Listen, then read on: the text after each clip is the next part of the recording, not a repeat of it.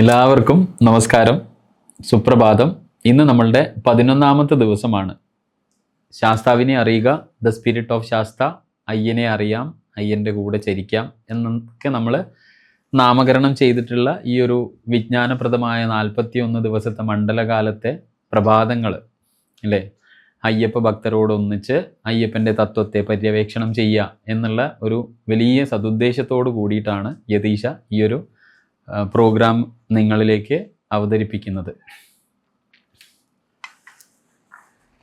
ഓം വന്ദേ ഗുരുപാദദ്വന്ദ്വം അവാങ്മാനസഗോചരം രക്തശുക്ലപ്രഭാമിശ്രം അതൈർക്യം ത്രൈപുരം മഹാ. ഓം ശ്രീ ഗുരുഭ്യോ നമഃ.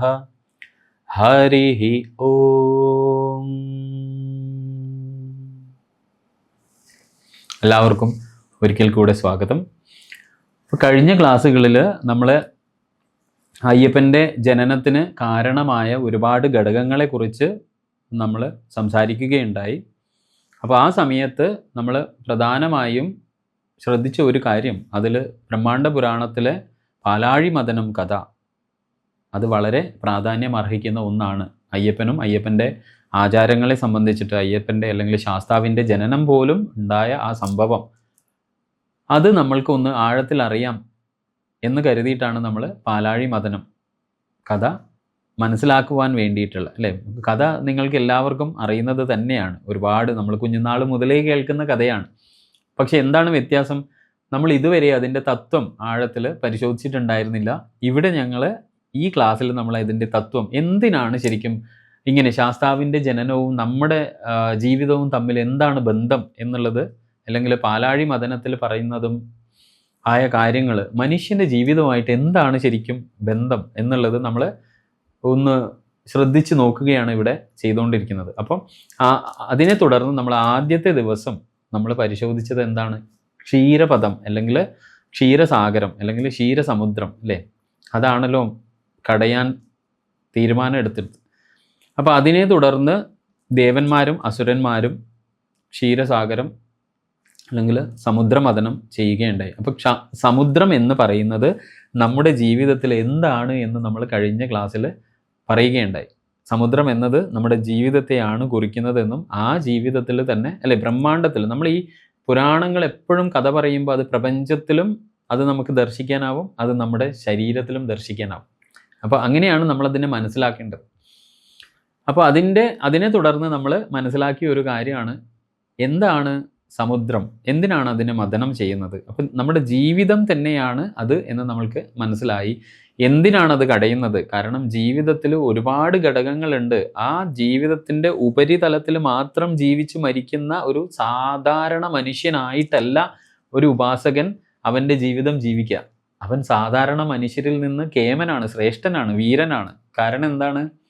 അവന് ജീവിതത്തിൻ്റെ യഥാർത്ഥ അർത്ഥം എന്താണെന്ന് അറിഞ്ഞുകൊണ്ട് ജീവിക്കുക. അതാണ് ഞാൻ പറഞ്ഞ ലക്ഷറിയാണ് ശരിക്കും ആധ്യാത്മികത.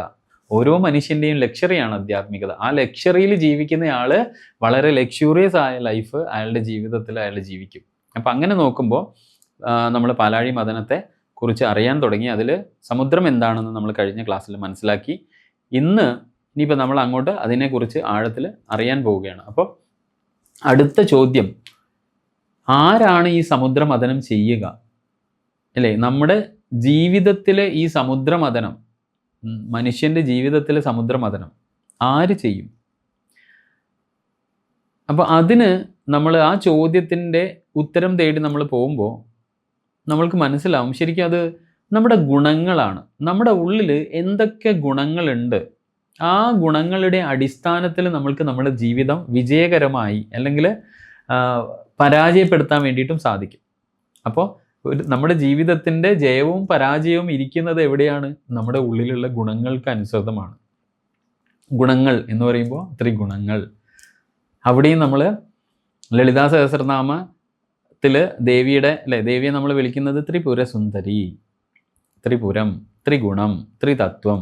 അപ്പോൾ ഈ ത്രികൾക്ക് നമ്മുടെ ജീവിതത്തിൽ ഒരുപാട് വാല്യൂ ഉണ്ട്.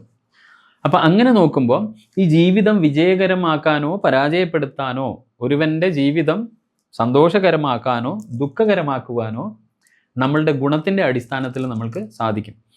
ദേവൻ എന്ന് പറഞ്ഞാൽ, അല്ലെങ്കിൽ ദേവന്മാർ എന്ന് നമ്മൾ പുരാണങ്ങളിൽ പറയുന്നത് എന്താണ് എന്ന് പറഞ്ഞാൽ ശരിക്കും നമ്മുടെ ഉള്ളിൽ കിടക്കുന്ന നന്മ നിറഞ്ഞ ഗുണങ്ങളെ പ്രതീകപ്പെടുത്തുന്നതാണ്. പ്രതീകവൽക്കരിച്ച് അതിനൊരു കഥാപാത്രമാക്കി നമ്മളുടെ മുമ്പിൽ അവതരിപ്പിക്കുന്നതാണ് ശരിക്കും എന്തെന്ന് ദേവഗണങ്ങൾ അല്ലെങ്കിൽ ദേവന്മാർ. അപ്പോൾ അങ്ങനെയാണെങ്കിൽ അസുരന്മാരായിരിക്കും നമ്മുടെ ഉള്ളിൽ വസിക്കുന്നത് തന്നെ നെഗറ്റീവായതും അല്ലെങ്കിൽ നകാരാത്മകമായ ഗുണങ്ങളെ, ഊർജങ്ങളെയൊക്കെയാണ്, ചിന്തകളെയൊക്കെയാണ് ശരിക്കും അസുരന്മാരെന്ന് പറയുന്നത്. അപ്പം ഞാൻ എന്ന് പറയുന്ന അസ്തിത്വം പൂർണ്ണമാവുന്നത് എവിടെയാണ് എന്ന് ചോദിച്ചാൽ, അല്ലെങ്കിൽ അത് നിലനിൽക്കുന്നത് എവിടെയാണെന്ന് ചോദിച്ചാൽ പൂർണ്ണമാവുന്നതല്ല, നിലനിൽക്കുന്നത്. ഞാൻ എന്ന അസ്തിത്വം നിലനിൽക്കുന്നത് ശരിക്കും ദേവന്മാരുടെയും അസുരന്മാരുടെയും സംയോജനത്താലാണ്. ഇവർ രണ്ടുപേരും ഉള്ള ഒരു സ്ഥലത്തെയാണ് ഞാൻ എന്ന് വിളിക്കുന്നത്, അല്ലേ? ഞാൻ എന്ന അസ്തിത്വം ശരിക്കും 14 ലോകങ്ങളാണ്. 7 ദേവലോകവും നമ്മുടെ ശരീരത്തിലുണ്ട്, 7 അധോലോകവും ഉണ്ട്. ഇത് രണ്ടും കൂടെ ചേരുമ്പോഴാണ് ശരിക്കും 14 ലോകം. അതാണ് ഞാൻ. ശരിക്കും സ്വർഗവും നരകവും ഒക്കെ എൻ്റെ ഉള്ളിലാണ്. ഇത് തേടി മരണാനന്തരം നമ്മൾ സഞ്ചരിക്കേണ്ട ഒരു സ്ഥലമല്ല എന്ത് ദേവലോകവും അല്ലെങ്കിൽ സ്വർഗം നരകമെന്ന്. ഇവിടെയാണ് ഹിന്ദു മതവും മറ്റുള്ള മതങ്ങളും തമ്മിൽ വ്യത്യാസപ്പെട്ടിരിക്കുന്നത്. മറ്റുള്ള ചില മതങ്ങൾക്ക് സ്വർഗം എന്നുള്ളത് മരണത്തിന് ശേഷം കിട്ടുന്നതാണ്. എന്നാൽ ഹിന്ദു മതത്തിന് അവനവൻ്റെ ജീവിതത്തിൽ അവനവൻ അനുഭവിക്കേണ്ടതാണ് സ്വർഗവും നരകവും, അല്ലേ? അപ്പം ഇതാണ് നമ്മൾക്കിപ്പം ഇന്നറിയാലോ, നമ്മൾ പല ആളുകളും തീവ്രവാദികളൊക്കെ പിടിച്ചാൽ ചോദ്യം ചെയ്യുമ്പോൾ പറയും അവരെന്തിനാണ് ഇത് ചെയ്യുന്നതെന്ന് പറഞ്ഞാൽ സ്വർഗം കിട്ടാനാണ്. കാരണം എന്താണെന്ന് വെച്ചാൽ അവർ പിന്തുടരുന്ന ഒരു ആദർശം അവരെ പഠിപ്പിക്കുന്നത് ഇന്നത് ചെയ്ത് മരിച്ചു കഴിഞ്ഞാൽ അവർക്ക് സ്വർഗം കിട്ടുന്നതാണ്. എന്നാൽ ഭാരതീയത ലോകത്തിനോട് എത്രയോ കാലഘട്ടം മുൻപേ വിളിച്ചു പറഞ്ഞത് നമ്മളിലാണ് ഇത് രണ്ടും വസിക്കുന്നത്. ജീവിത കാലഘട്ടത്തിൽ തന്നെ നമ്മൾ അനുഭവിക്കേണ്ടതാണ് ഇത് രണ്ടും. ഓക്കെ, അപ്പം അതൊക്കെ വലിയൊരു തലമാണ്. അത് നമ്മൾക്ക് ഇനി ഇങ്ങനെയുള്ള വിജ്ഞാന പരമ്പരകൾ വരുമ്പോൾ നമ്മൾക്ക് അതേക്കുറിച്ച് ഡിസ്കസ് ചെയ്യാം. അപ്പോൾ ഈ ദേവഗുണവും അസുരഗുണവും എന്നുള്ളത് എൻ്റെ ഉള്ളിൽ വസിക്കുന്ന 2 ഗുണങ്ങളാണ്. അപ്പോൾ ഇത് രണ്ടിനെയും പ്രതീകവൽക്കരിച്ചിട്ടാണ് നമ്മുടെ പുരാണങ്ങളിൽ കഥാപാത്രങ്ങളൊക്കെ ആയിട്ട് കാണാം. അപ്പം പ്രകൃതിയെ നമ്മൾ ജീവിക്കുന്ന ഈ ബ്രഹ്മാണ്ട, ഈ പ്രപഞ്ചത്തിൽ പ്രപഞ്ചത്തിൻ്റെ അല്ലെങ്കിൽ പ്രകൃതിയിലെ ശക്തികളെ അതിജീവിക്കാൻ നമ്മൾക്ക് എന്ത് വേണം എന്ന് പറഞ്ഞാൽ, ഈ പ്രകൃതിയിൽ സന്തുലിതമായി നമ്മൾക്ക് സുഖകരമായ സന്തോഷകരമായ ഒരു അവസ്ഥയിൽ ജീവിക്കണമെങ്കിൽ നമ്മൾക്ക് എന്തുണ്ടാവണം എന്ന് പറഞ്ഞാൽ ഇവ രണ്ടും നമ്മൾക്ക് ആവശ്യമാണ്. ആസുരികതയും നമ്മൾക്ക് ആവശ്യമാണ്, ദൈവികതയും ആവശ്യമാണ്. ഇവിടെയാണ് തന്ത്രം മികച്ചിരിക്കുന്നത്. കാരണം എന്തുകൊണ്ടാണെന്ന് പറഞ്ഞാൽ ഇന്ന് രാവിലെയും കൂടെ ഞാനുള്ള ഒരു വാട്സപ്പ് ഗ്രൂപ്പിൽ വന്ന ഒരു സന്ദേശമാണ് കാവുകളും ക്ഷേത്രങ്ങളെയും കുറിച്ചിട്ട്. അപ്പോൾ ഞാൻ അതിൻ്റെ കൃത്യമായ നിർവചനം അറിയാൻ അത് പോസ്റ്റ് ചെയ്ത ആളുകളോട് ചോദിച്ചു, എന്താണ് ശരിക്കും കൃത്യമായ ഒരു നിർവചനം പറഞ്ഞു തരാമോ? നിങ്ങളെപ്പോലെ തന്നെ ഞാനും പഠിച്ചുകൊണ്ടിരിക്കുന്ന ഒരു വ്യക്തിയാണല്ലോ. അപ്പോൾ അതിൽ ഒരു അദ്ദേഹം എഴുതിയത്, ക്ഷേത്രങ്ങൾ എന്ന് പറഞ്ഞാൽ സാത്വികമായ പൂജകൾ മാത്രം ചെയ്യുന്ന ഒരു സ്ഥലവിശേഷമൊന്നും, കാവുകൾ എന്ന് പറഞ്ഞാൽ അധമമായ അല്ലെങ്കിൽ ഈ പറയുന്ന പോലെ നകാരാത്മകമായ ഈ ബലി കൊടുക്കൽ, മദ്യം, ഇതൊക്കെ ദേവിക്ക് സമർപ്പിക്കുന്ന ഒരു സ്ഥലം. പക്ഷേ എനിക്ക് തർക്കത്തിന് വേണ്ടിയിട്ടല്ല ചോദിച്ചത്. കാരണം ഞാനും ഇത് തേടിക്കൊണ്ട് ഇരിക്കുന്ന ഒരാളാണ്. കൃത്യമായ നിർവചനം, ക്ഷേത്രവും കാവും തമ്മിലുള്ള പ്രധാന വ്യത്യാസത്തിൻ്റെ കൃത്യമായ നിർവചനം തേടിക്കൊണ്ടിരിക്കുന്ന ഒരാളാണ് ഞാൻ. അപ്പോൾ അതിന് സഹായകമാകുന്ന എന്തെങ്കിലും അദ്ദേഹത്തിൻ്റെ കയ്യിലുണ്ടെങ്കിൽ പഠിക്കാമല്ലോ. കാരണം അതാണ് നമ്മൾ വേദമന്ത്രങ്ങൾ കേട്ടിട്ടില്ലേ, യത് ഭദ്രം തന്നെ ആസുവ, എന്താണോ എനിക്ക് ഭദ്രമായിരിക്കുന്നത് അത് എന്നിലേക്ക് വന്നു ചേരട്ടെ എന്നായിരിക്കണം ശരിക്കും നമ്മുടെ പ്രാർത്ഥന. അപ്പോൾ അത് പ്രകാരം എന്തൊക്കെയാണോ വിജ്ഞാനം എനിക്ക് അറിയേണ്ടത്, ഭദ്രമായി അറിയേണ്ടത്, അത് വരട്ടെ എന്ന് കരുതിയിട്ട് ചോദിച്ച ഒരു ചോദ്യമായിരുന്നു അത്. അപ്പം ഞാൻ പറയുന്നത് ഈ പ്രകൃതിയിൽ നമ്മൾക്ക് ഇവ രണ്ടും ആവശ്യമാണ്. നമ്മൾക്ക് ഒരിക്കലും സാത്വികമായി മാത്രം പ്രകൃതിയിൽ ജീവിക്കാനാവില്ല. കാരണം നമ്മൾ നെഗറ്റീവ് ആവേണ്ട ചില സ്ഥലങ്ങളുണ്ട്, നമ്മൾ ഘോരത പ്രകടിപ്പിക്കേണ്ട ചില സ്ഥലങ്ങളുണ്ട്, നമ്മൾ ഒരു അസുരനെ പോലെ ബിഹേവ് ചെയ്യേണ്ട ചില സ്ഥലങ്ങളുണ്ട്. കാരണം എന്താ, ജീവിതത്തിൽ പല തടസ്സങ്ങൾ നമ്മൾക്ക് മറികടക്കാൻ വേണ്ടിയിട്ട് നമ്മൾക്ക് ദേവന്മാരുടെ ശക്തിയും അതുപോലെ തന്നെ അസുരന്മാരുടെ ശക്തിയും ആവശ്യമാണ്. ഇവിടെയാണ് ഹിന്ദുമതം മികച്ചിരിക്കുന്നത്, അല്ലെങ്കിൽ ഹൈന്ദവ ദർശനം, സനാതന ദർശനം മികച്ചിരിക്കുന്നത് ഇവിടെയാണ്. കാരണം എന്താണ്, നെഗറ്റീവിനെയും പോസിറ്റീവിനെയും ഒരുപോലെ സ്വീകരിക്കാനാണ് നമ്മളോട് പറഞ്ഞിരിക്കുന്നത്. അതുകൊണ്ടാണ് ചില ക്ലാസ്സുകളിൽ നമ്മൾ ചർച്ച ചെയ്തിട്ടുണ്ടല്ലോ. കാരണം രാത്രിയും പകലും ചേരുമ്പോഴാണ് മനുഷ്യന് ഗുണകരമായ ഒരു പ്രകൃതിയിലെ പ്രതിഭാസം ഉണ്ടാവുന്നത്. ഒരു ദിവസം പൂർണ്ണമാവുന്നത് രാത്രിയും പകലും ചേരുമ്പോഴാണ്. അപ്പോൾ രാത്രി എന്നുള്ളത് മനുഷ്യന് ആവശ്യമാണ്, ഉറക്കം ആവശ്യമാണ്, അന്ധകാരം നമ്മൾക്ക് ആവശ്യമാണ്. നമ്മുടെ റിജുവിനേഷൻ പ്രോസസ്സ്, നമ്മുടെ മെയിൻ്റനൻസ്, റിപ്പയർ ഒക്കെ നടക്കുന്നത് ആ സമയത്താണ്. നമ്മുടെ ബോധതലം ഒക്കെ ഒന്ന് വാനിഷ് ചെയ്ത് തിരിച്ച്, അല്ലെങ്കിൽ ഒന്ന് വാഷ് ഔട്ട് ചെയ്ത്, നമ്മൾക്ക് ആവശ്യമില്ലാത്ത ഇംപ്രഷൻസ് ഒക്കെ മൈൻഡിൽ നിന്ന് വാഷ് ഔട്ട് ചെയ്ത് എനർജറ്റിക് ആയിട്ട് തിരിച്ചു വരാൻ നമ്മൾക്ക് ആവശ്യം ഈ പറയുന്ന ശാന്തതയാണ്, രാത്രി എന്ന ശാന്തതയാണ്. അതുപോലെ ഇപ്പോൾ ശ്രദ്ധിച്ചാൽ സൂര്യൻ എന്ന ആ ഘോരത അല്ലേ, സൂര്യൻ്റെ രശ്മി നമ്മൾക്ക് തരുന്നത് ശരിക്കും വളരെ ഊഷ്മളതയും, സൂര്യൻ നമ്മൾക്ക് ഈ ആധാരമൊക്കെ തന്നെയാണെങ്കിലും നമ്മൾക്ക് പകല് പുറത്തിറങ്ങി നടക്കുന്നതിനേക്കാൾ സുഖകരമാണ് നമ്മൾക്ക് രാത്രി പുറത്തിറങ്ങി നടക്കുന്നത്. കാരണം ചന്ദ്രൻ്റെ രശ്മി ശീതളിമയാണ്. എന്നാൽ ചന്ദ്രൻ്റെ രശ്മി മാത്രം മതി എന്ന് നമുക്ക് തീരുമാനിക്കാനാവും? ഇല്ല. കാരണം എന്താ, അപ്പോഴേക്ക് ഇവിടെ ജീവജാലങ്ങൾ വാടാൻ തുടങ്ങും. സൂര്യരശ്മി അവർക്ക് ആവശ്യമാണ്. അപ്പം ഈ രണ്ടും, നെഗറ്റീവ് ആൻഡ് പോസിറ്റീവ്, അതായത് ഒരു സ്ഥലത്ത് സൂര്യൻ അത്യുഗ്രമായി ജ്വലിച്ചിരിക്കുമ്പോൾ അതും നമ്മൾക്ക് ആവശ്യമാണ്. അതുപോലെ തന്നെ രാത്രിയിലെ ആ ശീതളിമ അതും നമുക്ക് ആവശ്യമാണ്. അപ്പോൾ ജീവിതത്തിലെ ചില തടസ്സങ്ങൾ നീക്കുവാൻ ക്ഷമ പോലെയുള്ള ദൈവികമായ ചിന്തകൾ നമുക്ക് ആവശ്യമാണ്, അവസ്ഥ നമുക്ക് ആവശ്യമാണ് അല്ലേ. ചില സ്ഥലത്ത് ക്ഷമ ദൈവികമായതാണ് ശരിക്കും ക്ഷമ. അതുകൊണ്ടാണ് അങ്ങനെ ഒരു ചൊല്ല് തന്നെ, ക്ഷമാ വശീകരീ ലോകേ. ലോകത്തിനെ നിങ്ങൾക്ക് വശീകരിക്കണം, നിങ്ങൾക്ക് ആകെ ഉണ്ടാവേണ്ട ഒരൊറ്റ ഒരു സാധനമാണ്. വേറെ ഏലസോ മന്ത്രമോ ഒന്നും നിങ്ങൾക്ക് ആവശ്യമില്ല. നിങ്ങൾക്ക് ആവശ്യമുള്ളത് ക്ഷമയാണ്. ക്ഷമയുണ്ടോ നിങ്ങൾക്ക് ലോകത്തെ തന്നെ വശീകരിക്കാൻ വേണ്ടിയിട്ട് സാധിക്കും. അപ്പോൾ അങ്ങനെയാണ് നമ്മളെ പഠിപ്പിച്ചിട്ടുള്ളതിൽ നമ്മുടെ ദർശനം, നമ്മുടെ ഋഷീശ്വരന്മാരൊക്കെ നമ്മളോട് പറയുന്നത് ദൈവികതയും ആസുരികതയും ആവശ്യമാണ്. അപ്പോൾ ക്ഷമ പോലെയുള്ള ദൈവികത ഒരു വശത്ത് നമ്മൾക്ക് ആവശ്യം ഉണ്ടാകുമ്പോൾ, ഇപ്പോൾ നമ്മുടെ കുട്ടികളെ ആക്രമിക്കുകയാണ്, നമ്മുടെ പെൺകുട്ടിയെ ഒരുവൻ ശല്യം ചെയ്തുകൊണ്ടിരിക്കുകയാണ്, അല്ലെങ്കിൽ ഒരാൾ കൊല്ലാൻ നോക്കുകയാണ്, ആ സമയത്ത് നമ്മൾ ക്ഷമയും കൊണ്ട് പിടിച്ചുകൊണ്ടിരുന്നാൽ കാര്യം നടക്കുമോ? ഇല്ല.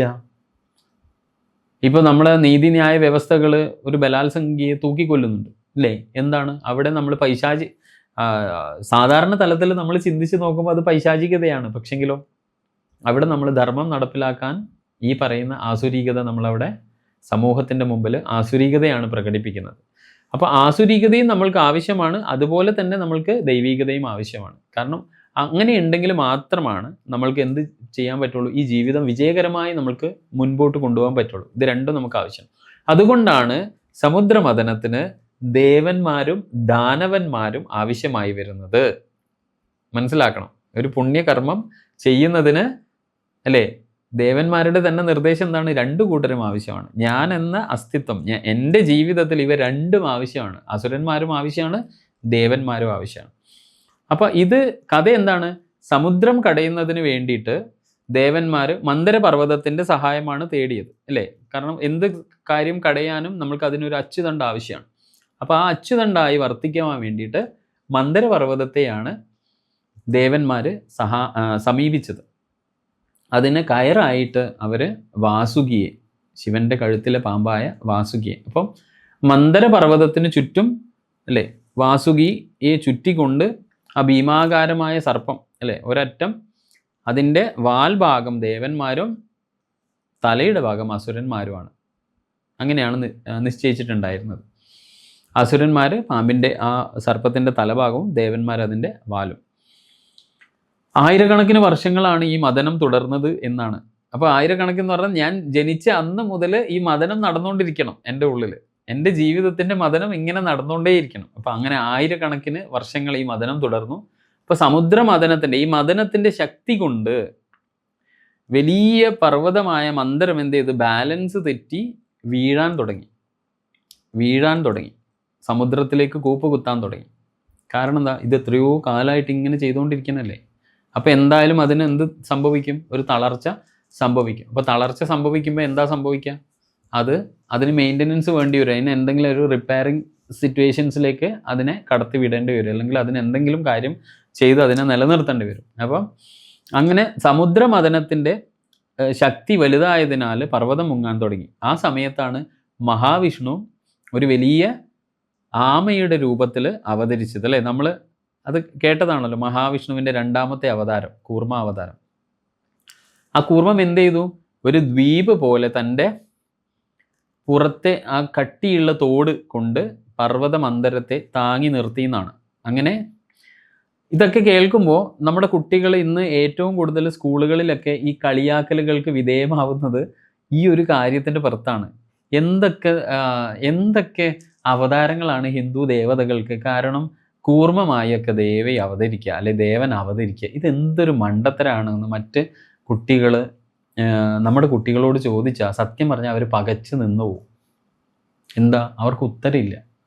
കാരണം അവർ മനസ്സിലാക്കിയത് ഇതൊരു കഥയാണെന്ന്, ഇതൊരു പ്രാക്ടിക്കലായ കാര്യമല്ല. ഇതൊന്നും ഈ പറയണ പോലെ എങ്ങനെയാണ് ഒരു ദൈവം ഒരു ആമയൊക്കെ ആയിട്ട് അവതരിക്കുക എന്ന് അവർ ചോദിച്ചാൽ അവരെ കുറ്റം പറയാൻ പറ്റില്ല. അത് ഒന്നെങ്കിൽ നമ്മൾ രക്ഷിതാക്കളാണ് അവർക്കത് കുഞ്ഞുനാളിലേ ഈ കഥകളൊക്കെ പറഞ്ഞു കൊടുക്കേണ്ടത്. പക്ഷെ നമ്മളും നിർഭാഗ്യവശാൽ ഈ പറയുന്ന പോലെ മെക്കോളയുടെ പാഠ്യപദ്ധതി പഠിച്ച് നമ്മളും ഈ പറയുന്ന പോലെ കഥ അറിയാതെ ആട്ടം കാണുന്ന ആളുകളായി.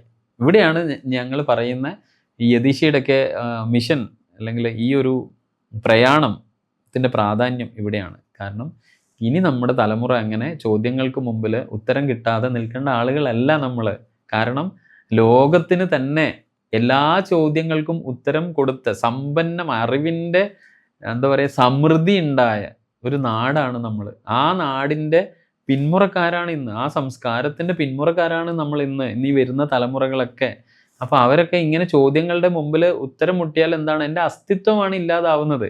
ഭാരതം എന്ന് പറഞ്ഞ് ലോകത്തിന് വഴികാട്ടിയായ ഒരു നാടിൻ്റെ മക്കള് ഇന്ന് ചോദ്യങ്ങൾക്ക് മുമ്പിൽ അടിപതറി പോകുന്നുണ്ടെങ്കിൽ അത് ആരുടെ കുഴപ്പമാണ്? നമ്മുടെ കുഴപ്പമല്ലേ, നമ്മുടെ മാത്രം കുഴപ്പമാണ്. അപ്പോൾ അതുകൊണ്ട് നമ്മൾ ഇതിൻ്റെ ഇൻ്റർപ്രിട്ടേഷൻസ് അവരെ പഠിപ്പിക്കണം. എന്താണ് ഇതുകൊണ്ട് ഉദ്ദേശിക്കുന്നത്? അങ്ങനെ കൂർമാവതാരം പർവ്വതത്തെ താങ്ങി, അല്ലേ? അങ്ങനെ താങ്ങി ആ സമയത്താണ് എന്ത് ചെയ്യുന്നത്? തൊട്ടടുത്തായിട്ട് പർവ്വതത്തെ ചുറ്റിയ ഈ കയറാകുന്ന വാസുകിയുടെ വായിൽ നിന്ന് ഒരു വിഷപ്പുക വരികയാണ്.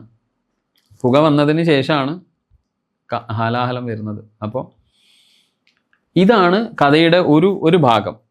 അപ്പോൾ ഇത് ഞാൻ ഈ പറഞ്ഞ പോലെ നമ്മൾ അതിനെ ഒന്ന് ഇൻ്റർപ്രറ്റ് ചെയ്ത് നോക്കുക. എന്താണ് ശരിക്കും ഇതുകൊണ്ട് അവർ ഉദ്ദേശിക്കുന്നത്, അല്ലെങ്കിൽ അത് പുരാണം നമ്മളോട് കമ്മ്യൂണിക്കേറ്റ് ചെയ്യാൻ ശ്രമിക്കുന്ന തത്വം എന്താണ് ജീവിതത്തിൽ?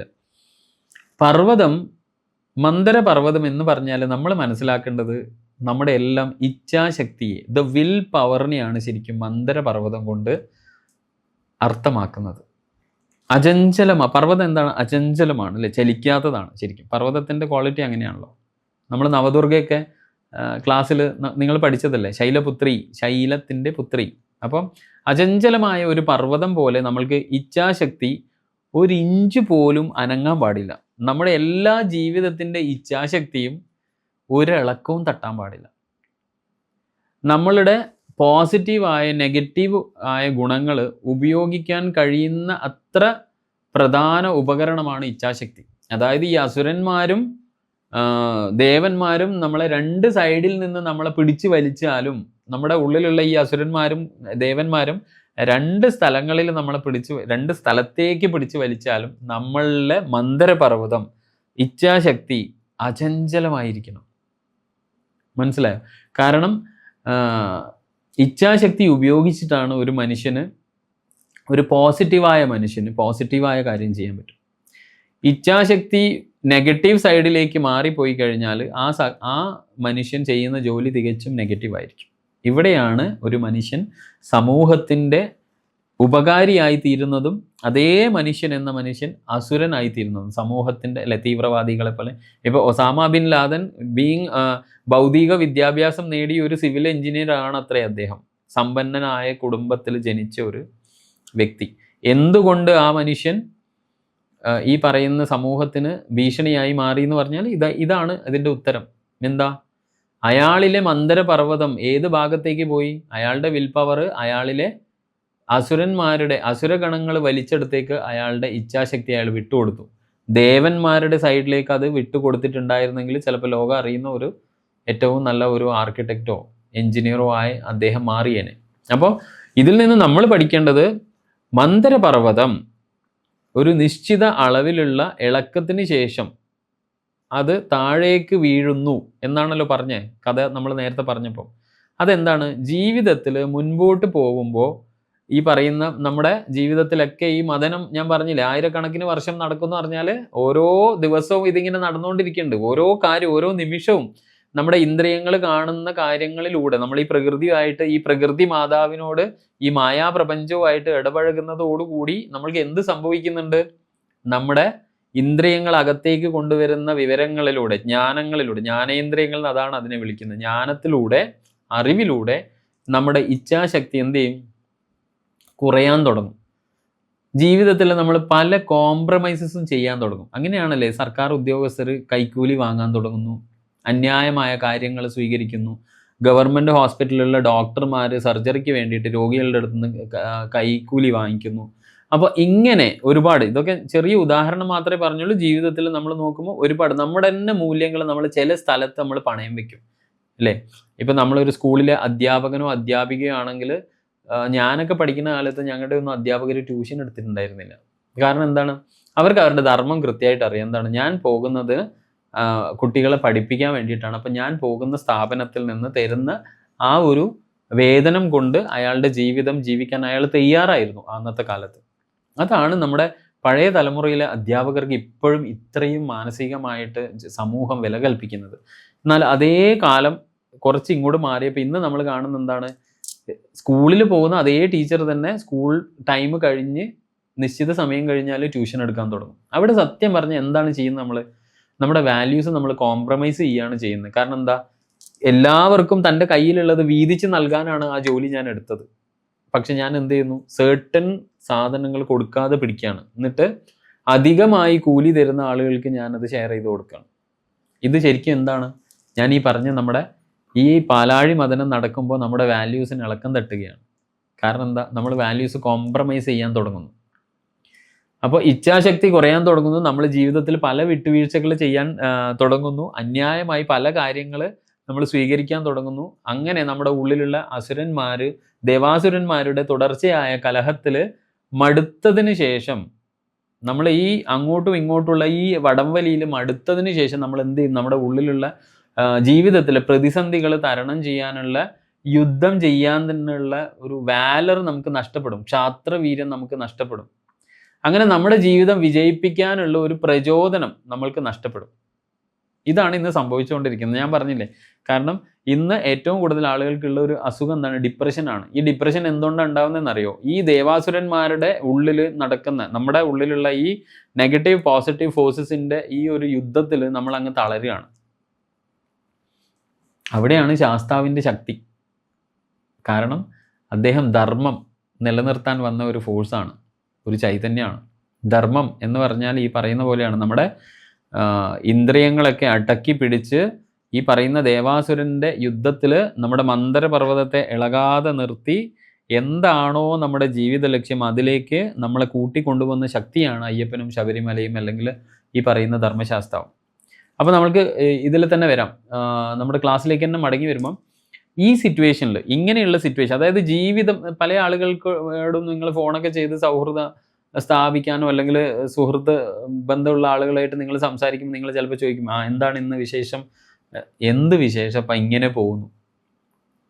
ഇത് ഈ ഒരു വാക്കുകളാണ് കൂടുതലും ആളുകളുടെ നാവിൽ നിന്ന് ഇന്ന് കേൾക്കാൻ പറ്റുന്നത്. അതായത് ഈ സമൂഹം അങ്ങനെയായി. എന്താ?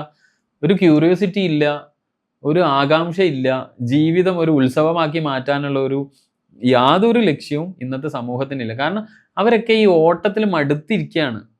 കാരണം ഒരു മെക്കാനിക്കലായ ലൈഫിലാണ് നമ്മൾ ജീവിച്ചുകൊണ്ടിരിക്കുന്നത്. ഇത് എന്തുകൊണ്ട് പറ്റിയെന്നറിയോ? ഞാൻ നേരത്തെ പറഞ്ഞ പോലെ തന്നെ നമ്മളൊക്കെ ഭൗതിക വിദ്യാഭ്യാസം നേടിയിട്ട് ഈ ഒരു ഭൗതികതയുടെ മുകളിൽ അങ്ങ് അടിമകളായിപ്പോയി. അതേ തുടർന്നാണ് നമുക്ക് ജീവിതത്തിൻ്റെ ആ രസം നമ്മൾ നഷ്ടപ്പെടുത്തി. ജീവിതത്തിൽ ഒരു ഫൈറ്റ്, കാരണം നമ്മളിപ്പോൾ പ്രിപ്പയർഡാണ്. ജോലി കിട്ടിക്കഴിഞ്ഞാൽ ഈ പറയുന്ന പോലെ ഇന്നിപ്പോൾ എല്ലാം EMI കിട്ടുന്ന കാലമാണ്. പഴയ പോലെ നമ്മൾ സമ്പാദ്യശീലർ അല്ലാതായി മാറി. നമ്മൾ സമൂഹം അങ്ങ് മോൾഡെയാണ്, നമ്മൾ അതിന് നിന്ന് കൊടുക്കുകയാണ്. അപ്പോൾ നമ്മൾ കുറച്ച് ഈ പറയുന്ന പോലെ ആകുമ്പോഴേക്കും ഐഫോൺ വാങ്ങിക്കണം, 60,000 80,000 രൂപയുടെ വരുമാനം, ചിലപ്പം 15,000 റുപ്യ ആയിരിക്കും ഉണ്ടാവുക.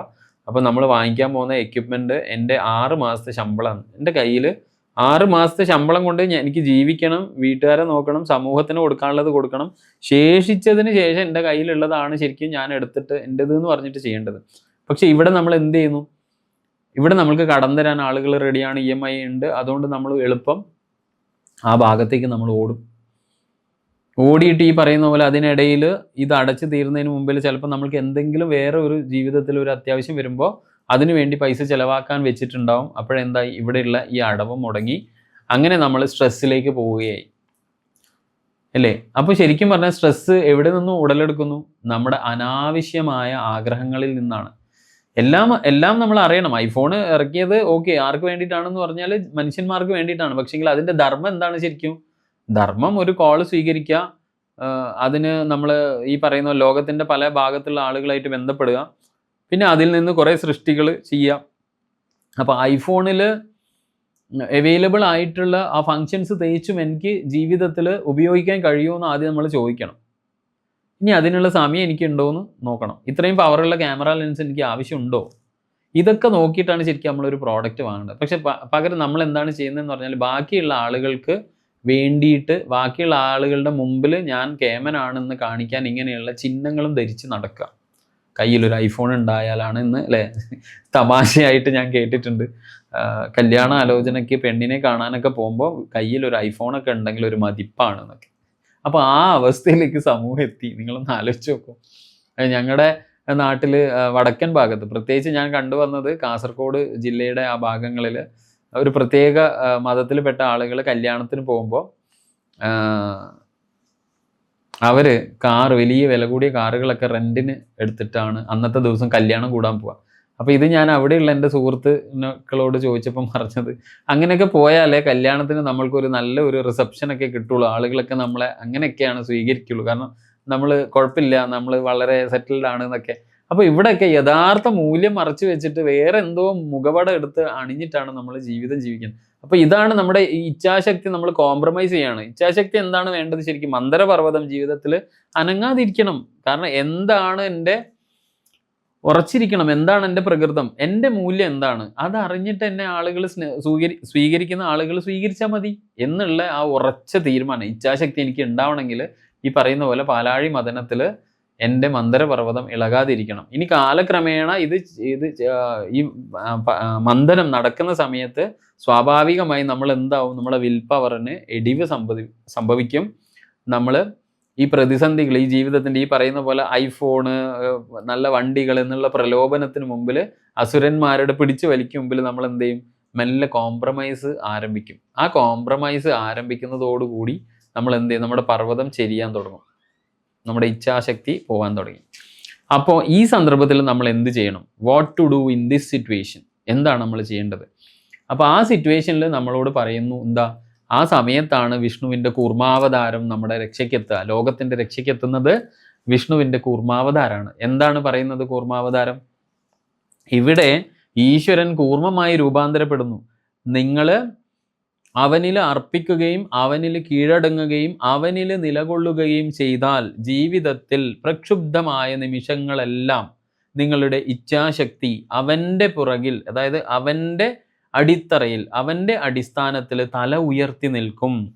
അങ്ങനെ പരമാത്മാവ് ആയ ആ പരമോന്നത ബോധമായ ആ ഈശ്വരൻ, ആ ഈശ്വരബോധം തന്നെ, ആ കോൺഷ്യസ്, അതിനെയാണ് നമ്മൾ ഈശ്വരൻ എന്ന് വിളിക്കുന്നത്. ആ ശക്തി തന്നെ ദൈവമായി ഇവിടെ ഒരു ആമയായി, ഒരു കൂർമ്മമായി, ഒരു ഉഭയജീവിയായി നമ്മൾക്ക് മുമ്പിൽ ആവിർഭവിക്കുന്നതായിട്ടാണ് നമ്മൾ പുരാണത്തിൽ കാണുന്നത്. കാരണം എന്താ? നിങ്ങളുടെ തന്നെ ഇച്ഛാശക്തി ഉപയോഗിച്ച് നിങ്ങളുടെ ജീവിതം നിങ്ങൾ തുടരുമ്പോൾ നിങ്ങളുടെ ജീവിതത്തിലെ വേദനകളിലൂടെയും, അതാണ് കര.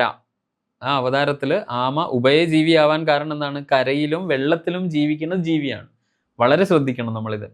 ആമ ഉഭയജീവിയാണെന്ന് നമ്മൾ പറയുന്നത് എന്താ? രണ്ട് പ്രതലത്തിലും അത് ജീവിക്കും. ഏതൊക്കെ പ്രതലാണ്? നമ്മുടെ ജീവിതത്തിലെ വേദനകളാകുന്ന കര, കഠിനമായത് അല്ലെ, ലാൻഡ് വളരെ സ്ട്രോങ് ആണ്. സന്തോഷങ്ങളിലൂടെ, വേദനകളാണ് കരയെങ്കിൽ സന്തോഷങ്ങളാണ് എന്ത്? ജലം, മൃദുത്വം. ജലം എന്ന് പറഞ്ഞാൽ വളരെ സോഫ്റ്റാണ്, മൃദുവാണ്. അപ്പൊ കൂർമ്മം എന്ന് പറഞ്ഞാൽ നമ്മുടെ ജീവിതമാകുന്ന വേദനകളിലൂടെയും സന്തോഷങ്ങളിലൂടെയും നമ്മളെ അവൻ കടത്തിക്കൊണ്ടുപോകും. എങ്ങനെ? അവൻ്റെ പുറകെ, അവൻ്റെ പുറത്ത്, ആ കട്ടിയുള്ള പുറന്തോടിൽ മന്ദരപർവ്വതത്തെ താങ്ങി നിർത്തി. മന്ദരപർവ്വതം എന്ന് പറഞ്ഞാൽ നമ്മുടെ ഇച്ഛാശക്തി. അപ്പൊ കൂർമാവതാരം നമ്മളോട് പറയുന്ന വലിയ തത്വം, ജീവിതയാത്രയിൽ നമ്മൾക്ക് ആ വരുന്ന ജീവിതയാത്രയുടെ പ്രഷറിൽ അല്ലേ, സംഘട്ടനങ്ങളിൽ, മർദ്ദങ്ങളിൽ, നമ്മൾ ചിലപ്പോൾ നമ്മുടെ ജീവിതത്തിൻ്റെ മൂല്യങ്ങൾ നഷ്ടപ്പെടുത്താൻ സാധ്യതയുണ്ട്. ആ സാധ്യതയുള്ള സമയത്താണ് നമ്മുടെ ഉള്ളിൽ വിഷ്ണു തത്വം കൂർമ്മമായി അവതരിക്കേണ്ടത്. കൂർമ്മമായി അവതരിക്കുന്ന സമയത്ത് അവൻ എന്ത് ചെയ്യുന്നു? ആ ശക്തി, ആ ചൈതന്യം നമ്മുടെ ഉള്ളിൽ നമ്മുടെ ജീവിതത്തിലെ വേദനകളാകുന്ന കരയിലൂടെയും കഠിനമായ അനുഭവങ്ങളാകുന്ന ആ കരപ്രദേശത്തിലൂടെയും അതുപോലെ തന്നെ സന്തോഷത്തിൽ മൃദുവായ അനുഭവങ്ങളിലൂടെയും നമ്മുടെ ഇച്ഛാശക്തിയെ ഉപയോഗിച്ച് നമ്മളെ ജീവിതം മുൻപോട്ട് കടത്തിവിടും, അല്ലെങ്കിൽ കടത്തി കൊണ്ടുപോകാൻ നമ്മളെ സഹായിക്കുന്നതാണ് കൂർമ്മം. അല്ലാതെ നമ്മുടെ കുട്ടികളോട് മറ്റ് ആളുകൾ പരിഹാസ രൂപേണ പറയുന്നത് പോലെ എന്തൊക്കെ കാര്യമാണ് ഈ ഒരു ആമയ്ക്കൊക്കെ, ഈ മന്ദര പർവ്വതമൊക്കെ ഇത്രയും വലിയ സാധനം ഒരു ആമയുടെ പുറന്തോടിലൊക്കെ കൊണ്ടുപോകാൻ പറ്റുമോ? എന്ത് ഫൂളിഷായ ഐഡിയ ആണ് ഇത് എന്നൊക്കെ കുട്ടികളോട് ചോദിക്കുമ്പോൾ ആ കുട്ടികൾ പകച്ചു നിൽക്കും. നോക്കൂ, എത്ര മനോഹരമായ ഒരു രൂപകമാണിത്, മെറ്റഫോറാണിത് എന്നൊന്ന് ആലോചിച്ച് നോക്കൂ നിങ്ങൾ. ശരിക്കും വളരെ രഹസ്യാത്മകമായ ഒരു തത്വം എത്ര രസകരമായിട്ട് നമ്മുടെ ഋഷീശ്വരന്മാർ ലോകത്തിനോട് പറഞ്ഞു. പക്ഷെ നമ്മൾക്ക് അതിൻ്റെ അകത്തുനിന്ന് തത്വം വേർതിരിച്ചെടുക്കാൻ പറ്റാതെ പോയി. ഇത് നമ്മുടെ കുറവാണ്, നമ്മുടെ പരാജയമാണ്.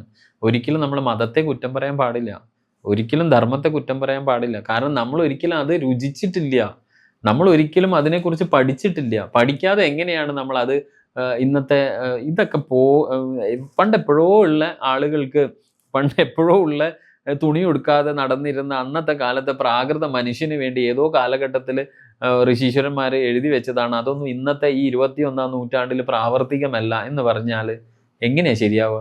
നിങ്ങൾ തന്നെ ആലോചിക്കും. ഇപ്പം ഞാൻ പറഞ്ഞ തത്വം നമ്മുടെയൊക്കെ ജീവിതത്തിൽ ഒരുപാട് ഹെൽപ്ഫുള്ളായ ഒരു ലോജിക് അല്ലേ, ഒരു ഫിലോസഫി അല്ലേ? ഈ ഫിലോസഫി നമ്മൾ നമ്മുടെ ചിന്തയുടെ ഭാഗമാക്കിയിട്ടുണ്ടെങ്കിൽ നമുക്ക് ജീവിതത്തിൽ വളരെ പോസിറ്റീവ് ആസ്പെക്ട്സ് അല്ലേ ഉണ്ടാവുക.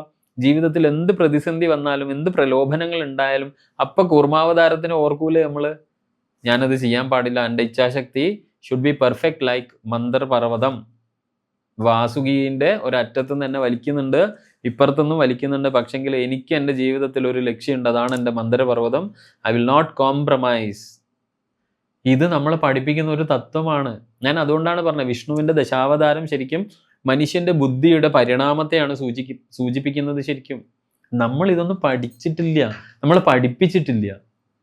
അതുകൊണ്ട് നമ്മൾ ഇനിയും നമ്മൾ കടന്നു വന്ന ആ ഒരു മോശമായ അവസ്ഥയിൽ ഇനി നമ്മുടെ കുട്ടികളെ നമ്മൾ വിട്ടുകൊടുക്കരുത്. അടുത്ത തലമുറയെ നമ്മൾ അവരുടെ രക്ഷാകർത്താക്കളാണ് അല്ലേ? ശരിക്കും നമ്മൾക്ക് തന്ന ഒരു ഡെസിഗ്നേഷൻ എന്താണ്? രക്ഷാകർത്താക്കളാണ്, രക്ഷിക്കുന്നവരാണ്, അവരെ രക്ഷിക്കുന്നവരാണ്. അതുകൊണ്ട് അവർക്ക് കുറേ ഭൗതികത കൊടുത്ത് അവരെ ലഹരിയുടെ ലോകത്തും ക്രിയാത്മകമായ ജീവിതത്തിൻ്റെ ലോകത്തും ഒരു മോറൽ ആസ്പെക്ട്സ് ഒന്നും ഇല്ലാത്ത ഒരു ജീവിത ലോകത്തിലേക്കും തള്ളിവിടലല്ല രക്ഷിതാക്കളുടെ കടമ. പകരം അവർക്ക് ഇങ്ങനെയുള്ള ജീവിത മൂല്യങ്ങളൊക്കെ പകർന്നു കൊടുത്ത് അവരെ ജീവിതത്തിൽ ഏത് സാഹചര്യവും നേരിടാൻ വേണ്ടി അവരെ പ്രാപ്തരാക്കുന്ന ഒരു ആൾക്കാരാണ് ശരിക്കും രക്ഷാകർത്താക്കൾ. അപ്പോൾ അതുകൊണ്ട് എൻ്റെ അപേക്ഷ നമ്മൾ ഇതൊക്കെ പഠിച്ച് ഇതൊക്കെ അടുത്ത തലമുറയിലേക്ക് എത്തിക്കണം എന്നാണ്. അപ്പോൾ വിഷ്ണു കൂർമ്മമായി പ്രത്യക്ഷപ്പെടുന്നതാണ് നമ്മൾ ഈ കഥയിൽ നിന്ന് മനസ്സിലാക്കിയത്. അപ്പം വരാനിരിക്കുന്ന ഒരു ആപത്ത് തിരിച്ചറിഞ്ഞിട്ട് വിഷ്ണു തൻ്റെ സഹായം വാഗ്ദാനം ചെയ്യുന്നതാണ് ശരിക്കും കൂർമാവതാരം. എന്താണ്? ഇച്ഛാശക്തിയായ മന്ദരപർവ്വതം വീഴാൻ പോവാണ്, അതൊരു ഡേഞ്ചറാണ് ഇല്ലേ? നമ്മുടെ വാല്യൂ നമ്മൾ പണയം വെച്ച് കഴിഞ്ഞാൽ നമ്മുടെ ജീവിതം നശിച്ചു പോകും, അറിയാലോ. അങ്ങനെയാണ് പലരും, എത്രയോ കഴിവുള്ള ആളുകൾ അല്ലേ. ഇപ്പം ക്രിക്കറ്റിലൊക്കെ നോക്കിയാലല്ലേ കോഴ വിവാദം, നമ്മുടെ കേരളത്തിൽ തന്നെ ഒരു നല്ലൊരു പ്രതിഭ, ഉയർന്നു വന്നൊരു പ്രതിഭയാണ് അല്ലേ. ഒരു പേരൊന്നും നമുക്ക് പറയാനുള്ള അധികാരമില്ല, അതിൻ്റെ ആവശ്യമില്ല. നിങ്ങൾ മനസ്സിലാക്കി, നിങ്ങൾക്കൊക്കെ അറിയുന്ന കാര്യം. എന്തായിരിക്കും ചിലപ്പം അദ്ദേഹത്തിൻ്റെ കരിയർ തന്നെ തകർന്നു പോയത് ആ ഒരു കോഴ വിവാദത്തിൽ പെട്ടതോടുകൂടിയാണ് അല്ലേ. അപ്പം നമ്മൾക്ക് ഇങ്ങനെ ജീവിതത്തിലെ മൂല്യങ്ങൾ കോംപ്രമൈസ് ചെയ്യുന്ന സമയത്ത് നമ്മുടെ ഉള്ളിൽ ആരും ഉണരേണ്ടതാണ്? വിഷ്ണു അവതാരമായി വരണം നമ്മുടെ ഉള്ളിൽ. ഇതൊക്കെ ഈ പറയുന്ന പോലെ ഏതോ നൂറ്റാണ്ടിൽ എവിടെയോ കൂർമ്മമായി അവതരിച്ച് വിഷ്ണു പോയി, ഇനിയിപ്പോൾ അങ്ങനെ ഒരു അവതാരത്തിൻ്റെ ആവശ്യമില്ല, അതുകൊണ്ട് നമ്മൾ ഇതൊന്നും നോക്കണ്ട എന്നല്ല. ഇതിലൊക്കെ ഒരുപാട് വാല്യൂസ് ഉണ്ട്, ഇതൊക്കെ നമ്മൾ പകർത്തേണ്ടതാണ്. അപ്പോൾ വരാനിരിക്കുന്ന ഒരു ആപത്ത് തിരിച്ചറിഞ്ഞ് വിഷ്ണു തൻ്റെ സഹായം വാഗ്ദാനം ചെയ്യുമ്പോൾ കൂർമ്മം എന്ന ഭീമാകാരമായ ആ ആമയുടെ രൂപം സ്വീകരിച്ച് അവൻ മന്ദരപർവ്വതത്തിന് താഴെ സ്വയം നിലയുറപ്പിച്ചുകൊണ്ട് മദനം തുടരുന്നതിന് അചഞ്ചലമായ ഒരു സ്റ്റേജ്, ഒരു പ്ലാറ്റ്ഫോമാണ് നമുക്ക് ഓഫർ ചെയ്യുന്നത്. അപ്പം നമ്മുടെ ഉള്ളിലുള്ള ആ കൂർമ്മശക്തി നമ്മൾക്ക് തരുന്നത് ഒരു പ്ലാറ്റ്ഫോമാണ്. എന്തിന്? ജീവിതത്തിൻ്റെ ദുഃഖകരമായ അവസ്ഥയും സുഖകരമായ അവസ്ഥയിലും will power should not compromise. അപ്പോൾ അങ്ങനെ ദൃഢമായ അവൻ്റെ ആ പുറം തോടിൽ പർവ്വതം അതിൻ്റേതായ ഒരു നങ്കൂരം കണ്ടെത്തി ദേവന്മാരുടെയും അസുരന്മാരുടെയും അവരുടെ അശ്രാന്തമായ പരിശ്രമം പുനരാരംഭിക്കാൻ വേണ്ടിയിട്ട് അനുവദിച്ചു. അങ്ങനെ കൂർമ്മത്തിൻ്റെ സഹിഷ്ണുത ആത്യന്തികമായി പരീക്ഷിക്കപ്പെട്ടു, അല്ലേ? കാരണം ഇത്രയും വലിയൊരു ഫോഴ്സ് ഞാൻ പുറത്ത് താങ്ങണമെങ്കിൽ എനിക്ക് എന്തുണ്ടാവണം? നല്ലൊരു സഹിഷ്ണുത വേണം, ഇത് ബെയർ ചെയ്യാനുള്ള ഒരു കപ്പാസിറ്റി വേണം. അപ്പോൾ പർവ്വതം എന്ന് പറഞ്ഞാൽ എന്താണ്? അപാരമായ ഭാരം, കലങ്ങി മറിയുന്ന ഈ സമുദ്രത്തിൻ്റെ നിരന്തരമായ സമ്മർദ്ദവും അവനെ എത്ര തകർക്കും എന്ന് ഭീഷണിപ്പെടുത്തിയാലും മനക്കരുത്തും അചഞ്ചലമായ നിശ്ചയദാർഢ്യം കൊണ്ടും ഒപ്റ്റിമിസം കൊണ്ടും ആ ഭാരം താങ്ങിക്കൊണ്ട് കൂർമ്മം വഴങ്ങാതെ അങ്ങനെ തന്നെ നിൽക്കും, അല്ലേ? മന്ദരപർവ്വതത്തിൻ്റെ എൻറ്റയർ പ്രഷർ താങ്ങുകയാണ് ആര്? കൂർമ്മം. അപ്പം നമ്മുടെ ജീവിതമാകുന്ന ഈ സമുദ്രത്തെ മഥനം ചെയ്യുമ്പോൾ ജീവിതത്തിൽ ഉണ്ടാവുന്ന എല്ലാ ടെൻഷനും പ്രഷറും വളരെ ക്ഷമയോടുകൂടെ അവൻ താങ്ങുകയാണ്. കാരണം എന്താ? അവൻ അറിയാം, വിഷ്ണു തത്വത്തിന് അറിയാം.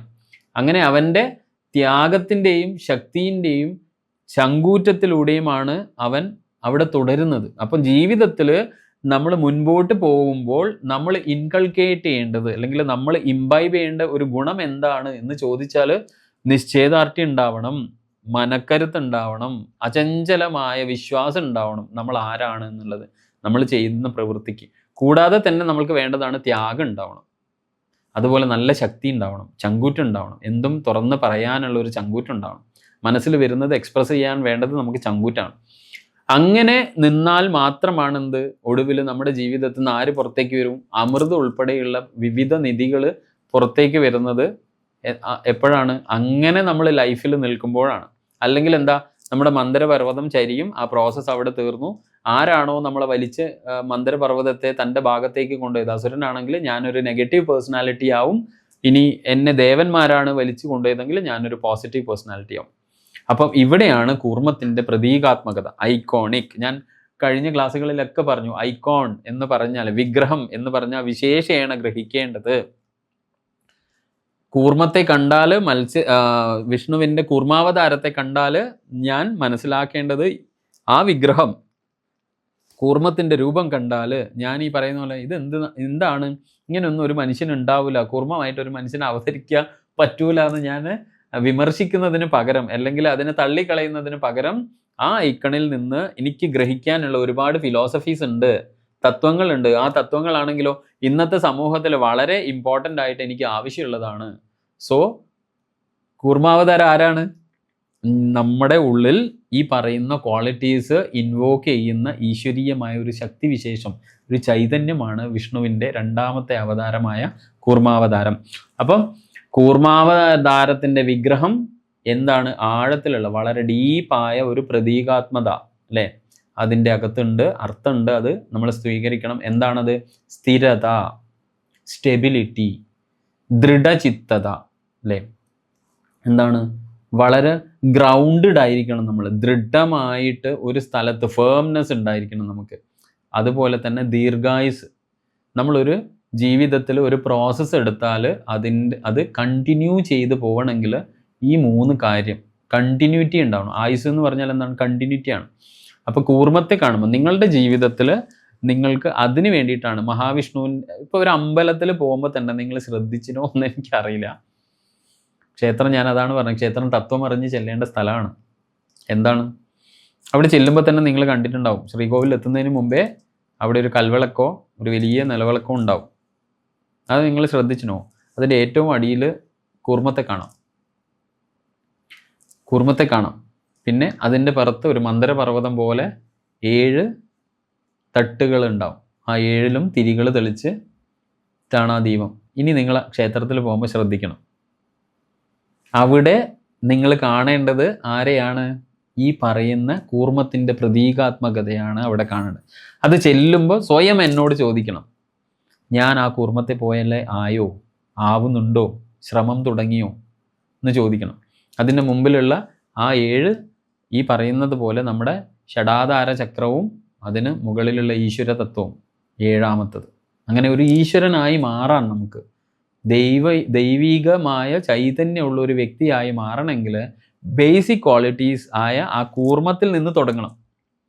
മനസ്സിലായോ? അപ്പം നമ്മുടെ ജീവിതത്തിൽ നമ്മൾ എന്ത് ചെയ്യണം? സ്ഥിരത, ദൃഢചിത്തത, ദീർഘായുസ്, അതുപോലെ തന്നെ ത്യാഗം ഉണ്ടാവണം. ഇങ്ങനെയുള്ള കുറേ ക്വാളിറ്റീസ് ഞാനിപ്പോൾ ക്ലാസ്സിൽ പറഞ്ഞ എല്ലാ ക്വാളിറ്റീസും നിങ്ങൾ ഓർക്കണം. ഓർത്ത് ഇതൊക്കെ ഇംപ്ലിമെൻ്റ് ചെയ്ത് തുടങ്ങണം ജീവിതത്തിൽ. അങ്ങനെ ഉണ്ടാവുമ്പോൾ മാത്രമേ നമ്മൾക്ക് എന്തുണ്ടാവുള്ളൂ? നമ്മുടെ ജീവിതം അതിൻ്റെ ഈ കൂർമ്മത്തിൻ്റെ ശക്തമായ ഈ പറയുന്ന ക്വാളിറ്റീസിൻ്റെ പുറംതോടിൽ, അത് ആ ആമയുടെ പുറംതോട് തന്നെ സൂചിപ്പിക്കുന്നത് സംരക്ഷണത്തിൻ്റെയും പിന്തുണയുടെയാണ്, സപ്പോർട്ടിൻ്റെയും അല്ലെ, ഈ പ്രോസസ്സിൻ്റെ സപ്പോർട്ടാണ് ആ പുറംതോട് ആമയുടെ. അപ്പോൾ ആ കൂർമ്മത്തിൻ്റെ പുറംതോട് നമ്മളോട് പറയുന്നത് ജീവിതത്തിൽ ഓൾവേസ് സെക്യൂരിറ്റി അല്ലേ, നമ്മൾക്ക് താഴെയുള്ള ആളുകൾ അല്ലെങ്കിൽ നമ്മൾക്ക് ചുറ്റുമുള്ള കുടുംബത്തിലുള്ള ആളുകൾക്കും നമ്മൾ എന്തായി ഇരിക്കണം? ഒരു സംരക്ഷണ കവചം ഒരുക്കണം. നമ്മൾ സംരക്ഷണ കവചം എല്ലാ അർത്ഥത്തിലും ഒരുക്കണം. അവരെ എല്ലാത്തിനും നമ്മൾ സപ്പോർട്ട് ചെയ്യണം. ഇതൊക്കെയാണ് എൻ്റെ ഉള്ളിലുള്ള കൂർമ്മതത്വം. അങ്ങനെ ഈ രൂപം നിങ്ങൾ ഒരു ഫാമിലിയിൽ ഇങ്ങനെ ഒരു കൂർമ്മത്തിൻ്റെ രൂപം സ്വീകരിച്ചാൽ, അല്ലെങ്കിൽ നിങ്ങളൊരു സൊസൈറ്റിയിൽ കൂർമ്മത്തിൻ്റെ രൂപം സ്വീകരിച്ചാൽ, നിങ്ങൾക്ക് ഈ ഗുണങ്ങളൊക്കെ നിങ്ങൾ ഇംബൈബ് ചെയ്യും. നിങ്ങളുടെ ഉള്ളിൽ നിന്ന് മെല്ലെ പുറത്തേക്ക് വരും. അതെന്താണ്? പ്രതിരോധശേഷി, എല്ലാത്തിനെയും പ്രൊട്ടക്റ്റ് ചെയ്ത് പിടിക്കുക. അതാണ് സംരക്ഷണം അല്ലേ. അചഞ്ചലമായ സപ്പോർട്ട് നിങ്ങൾക്ക് കൊടുക്കാൻ പറ്റും. നിങ്ങളുടെ അടുത്തേക്ക് വരുന്ന എല്ലാ ആൾക്കാരെയും നിങ്ങൾ വല്ലാണ്ട് സപ്പോർട്ട് ചെയ്യും. പിന്നെയോ വലിയ നന്മക്ക് വേണ്ടിയിട്ട് എന്ത് ഭാരം വഹിക്കാനും നിങ്ങൾ റെഡിയാവും. ഇതൊക്കെയല്ലേ നമുക്ക് കുടുംബത്തിൽ ദൈനംദിന ജീവിതത്തിൽ വേണ്ടത്. അപ്പോൾ നോക്കൂ, നമ്മൾ എവിടെ തുടങ്ങിയില്ലേ? അയ്യപ്പനെ അറിയാം, ശാസ്താവിനെ അറിയാമെന്ന് പറഞ്ഞിട്ട് നമ്മൾ എവിടേക്കാണ് പോകുന്നത്? അതുകൊണ്ടാണ് ഞാൻ പറയുന്നത് ശബരിമല എന്ന തത്വം നമ്മൾ ഉദ്ദേശിക്കുന്നത് പോലെ അല്ല. അത് വലിയൊരു തത്വമാണ്. വെറും ഒരു 41 ദിവസം മാലയിട്ട് കറുപ്പെടുത്ത് ഇരുമുടിക്കെട്ടും ചുമന്ന് 18 പടിയും കയറി ദർശനം എടുത്ത് തിരിച്ചു വന്ന് സാധാരണ ജീവിതത്തിൽ വീണ്ടും തിരിച്ചു പോവേണ്ട ഒരു സംവിധാനമല്ല അത്. ജീവിതത്തിൽ വലിയൊരു ട്രാൻസ്ഫോർമേഷൻ നമ്മൾക്ക് ഒരുക്കി തരുന്ന ഒരു വലിയ തത്വമാണത്. കലിയുഗ വരതെന്ന് വെറുതെ വിളിക്കുന്നതല്ല. ഈ കലിയുഗത്തിൽ നമ്മൾക്ക് ജീവിക്കണമെങ്കിൽ നമ്മൾ ഇംബൈബ് ചെയ്യേണ്ട ഒരുപാട് ക്വാളിറ്റീസ് നമ്മളെ പഠിപ്പിക്കുന്ന ഒരു ശാസ്ത്ര സത്യമാണ് ശാസ്താവ്. അതുകൊണ്ട് തന്നെ എന്താണ് ശാസ്താവ് എന്ന് നമ്മൾ അറിഞ്ഞ് തന്നെ, ഇതൊക്കെ നമ്മുടെ കുട്ടികൾ വരുന്ന തലമുറ അറിയേണ്ട കാര്യമാണ്. ഒരു കാരണവശാലും ഇത് നിങ്ങളിലേക്ക് മാത്രം ഒതുക്കി വെക്കരുത്. പരമാവധി ഇത് നമ്മൾ സ്പ്രെഡ് ചെയ്യണം.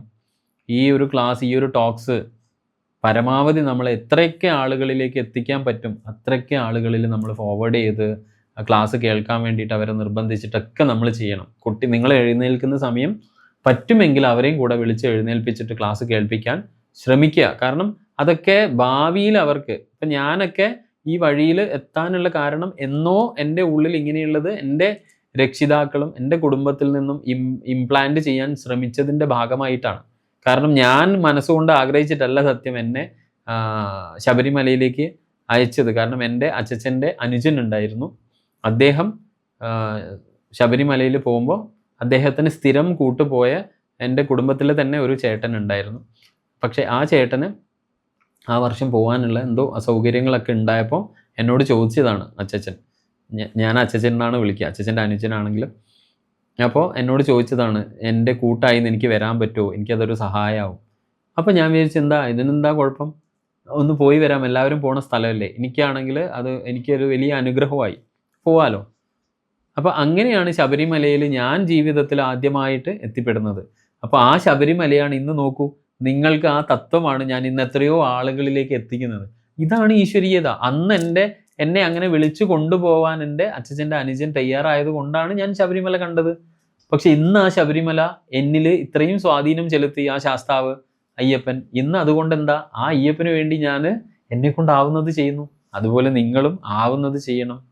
അപ്പം ഇന്ന് നമ്മൾക്ക് ഇത്രയിൽ പറഞ്ഞ് നിർത്താം. വീണ്ടും അടുത്ത സുപ്രഭാതത്തിൽ നിങ്ങളെയൊക്കെ കാണാൻ പറ്റുമെന്ന സന്തോഷത്തോടു കൂടി നിർത്തുകയാണ്. സ്വാമിയേ ശരണമയ്യപ്പ.